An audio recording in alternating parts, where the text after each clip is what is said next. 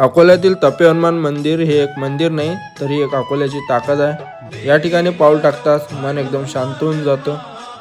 नमस्कार, माझं नाव आहे शुभम आणि आज आपण आलो आहे तपे हनुमान मंदिर। इथे माणूस स्वतःला शोधायला येतो। या मंदिराला 150 वर्षापेक्षा जास्त वर्षे झाली आहेत आणि ही मूर्ती जमिनीतून प्रगट झाली आहे असं प्रत्येकाचं म्हणणे आहे। घंटानाद कानात नाही तर थेट मनात उतरतो, डोळे मूर्तीवर स्थिर होतात आणि आत्मविश्वास जागा होतो। हनुमानाचं नाव घेतलं की खूप सारे दुःख नष्ट होतात। तपे हनुमान अकोल्याचा अभिमान आहे आणि प्रत्येक संकटात उभा राहणार एक विश्वास। या मंदिरात लोक रोज हनुमान चालीसा वाचन करतात। या मंदिरात दर शनिवारी भाविक भक्त दर्शनाला येतात। सर्वात पहिले इथे असतो प्रत्येक पौर्णिमेनंतर भंडारा। याचे नियोजन समितीकडे असते।